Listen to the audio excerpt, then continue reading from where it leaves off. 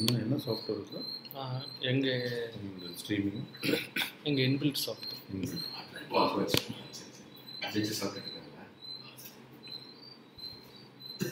யார் தெரிஞ்சு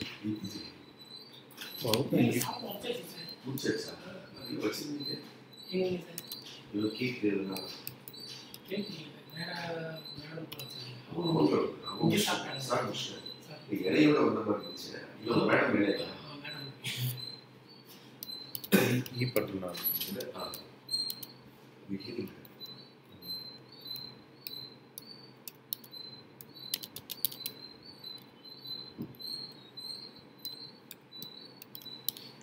இவர் ஒரே டிஸ்டர்பன்ஸ். யார் ரிலீஜ் 25 people வேணும், அது வேணும், இது வேணும், பாய்ஸ் வேணும், கேர்ள்ஸ் வேணும், யூனிஃபார்ம் வேணும், ஒன்றுன்னா ஒரு வாட்டி சொல்லியிருந்தோம்.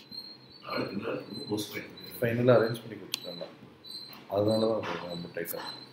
இன்னொரு சைடில் இந்த Karuppusamy Balaji conducting one conference on Thursday workshop, one-day workshop on digital security.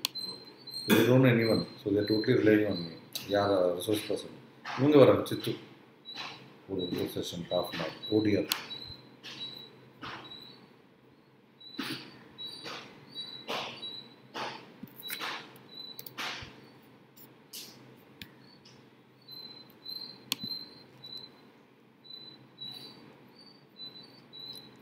அவங்க அப்பா இப்போ கூட அங்கே தான் இருக்கார், அசோக் லேலண்டா. ரிட்டையர்டு.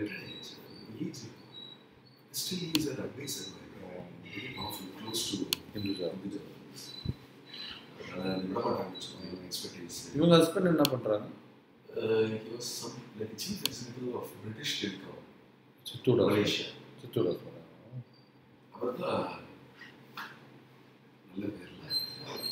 ஒரு ஸ்ரீலங்கன் தமிழ் கேமர் சிங்காரம்.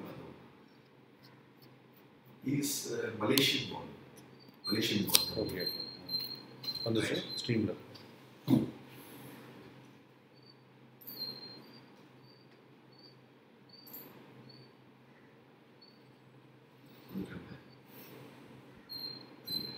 பெரிய ஆள். அது போயிட்டு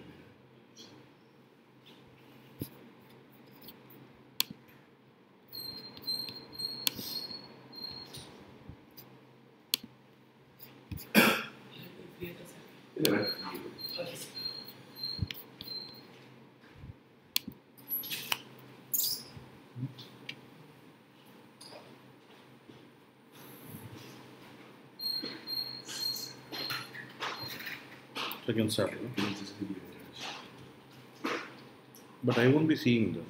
No, you just see that just You just go. comfortably you can sit. Okay, thank you. Good afternoon to all of you all. Firstly, may I introduce myself? I am Dr. Ranjit Abraham, Faculty and Assistant Director in School of Excellence in Law, Chennai. I am happy to associate with this NPAC and this to be a resource person and handling this session on law of torts for this course. I would like to start this session by telling that this is a very important subject because of the fact that we hear every now and then, every second, every minute, every hour, the various problems which is faced in civil society, and the redressal is happening through the subject of law of torts. So I think in the morning session you had law of contracts, and you would have had a versatile dynamic deliberation on the subject of law of contracts. So first of all, to understand law of torts, the best way is to differentiate law of torts and law of crimes. So what is the difference between torts and crimes? And then what is the difference between torts and contracts? So if you understand these two differences, you will automatically understand what is the meaning and definition of tort. So tort, as defined by many people, is a civil wrong for which redressal is being obtained through civil courts. Okay, so what is as I told you, what is the difference between torts and crime? So tort is a civil wrong, civil remedy is there, whereas criminal law or a crime is an act done by someone against a person or property or a state, where the state steps into for giving a remedy in the form of prosecution and later on imprisonment or penalty. Whereas when it comes to law of torts, it is a civil wrong, as I told you. So the rights are with the individuals, and when their rights have been infringed, they take the uh, remedy by directly going on themselves to the court in the form of filing a case in the civil court asking for damages. So tortious remedy is different from criminal remedy. Again, coming to contract. So many people confuse themselves between two aspects. There is the concept of contractual remedy and tortious remedy. Or I can even put it like this: contractual right and tortious right. So what is the difference between these two, tortious right and contractual right? So first of all, in contracts, you would have already studied that there are basically two parties, the offerer and the acceptor. Both these parties are in agreement with each other. They have consensus ad idem, and they enter into an agreement after which only their legal rights start flowing. On the other hand, in torts, again there will be two parties, one person who's suffering the breach and another person who's committing the breach. So the difference between torts and contracts is that in torts, both these parties don't have a pre-existing relationship. They don't consent to be in a relationship where they are going to have a legal fight or a legal dispute. They come because of certain circumstances, and most of these circumstances are beyond their control.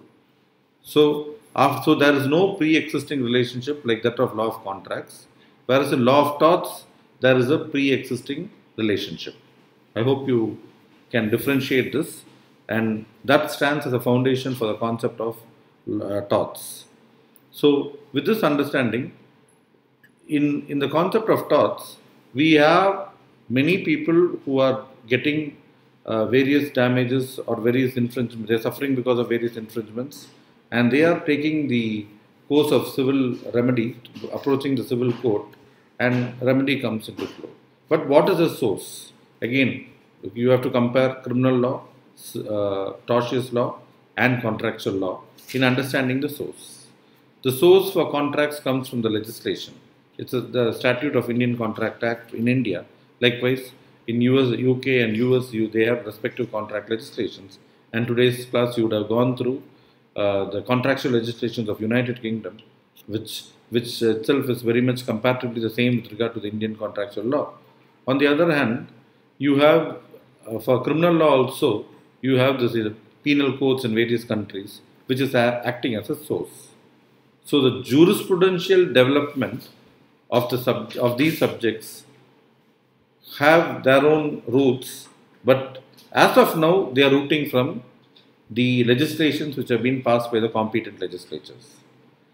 On the other hand, torts does not have a statute as a source.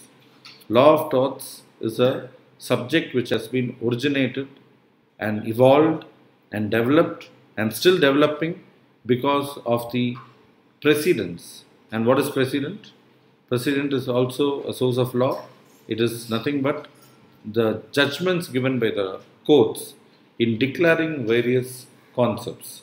Then that is the reason why you can see your module, in especially that part of torts, which is giving more emphasis on cases when compared to contracts or evidences or other subjects which you are going through.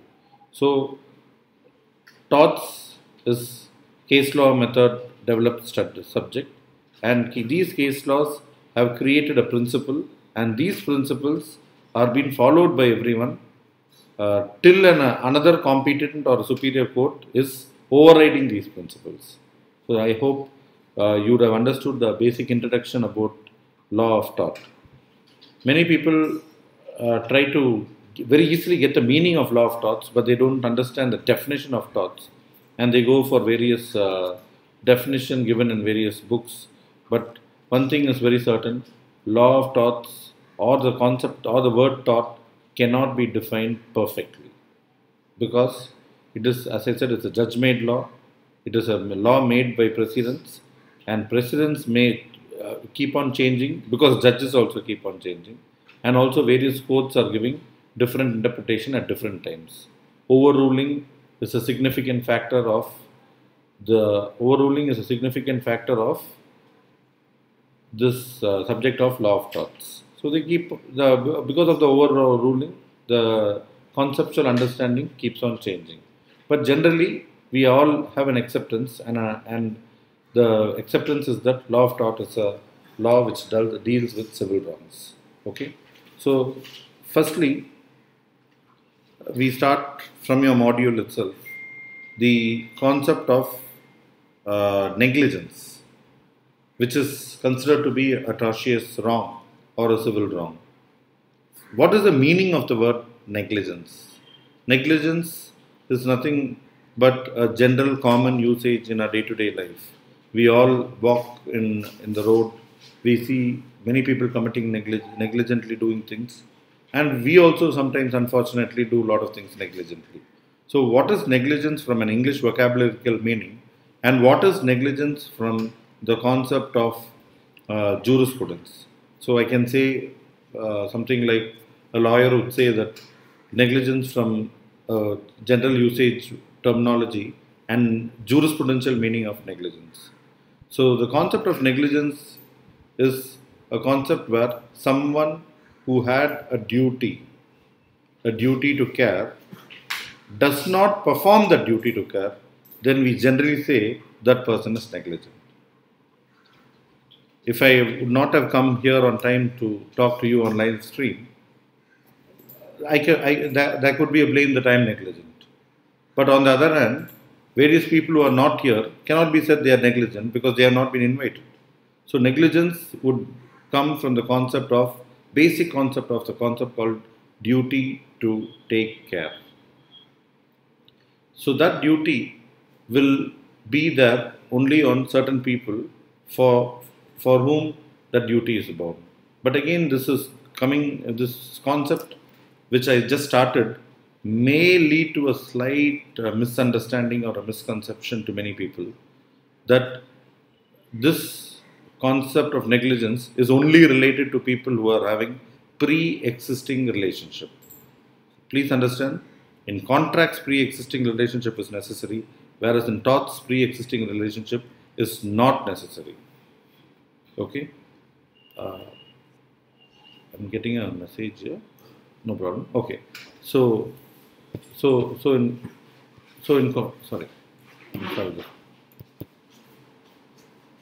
Just one second, please. Later. Thank you. So in contracts, pre-existing relationship is necessary, whereas in torts it is not necessary. So negligent does not mean that that duty to take care is people who had pre-existing relationship. Please correct many of them who have that misunderstanding should correct themselves with regard to that part, because negligence can take place between two parties who never had a pre-existing relationship. So the most important topic as on today in law of torts is negligence, because of the fact that most of the cases dwell upon the concept of negligence, and negligence have evolved in a manner in which various types of negligence have been recognized by law. Again, when I say law, not the codified law, but the law made by precedents. Law evolved through judgments given by judges. So through those things, there is you can find a lot of cases which have dwelled upon in the concept of negligence. But again, as I told you, the very important aspect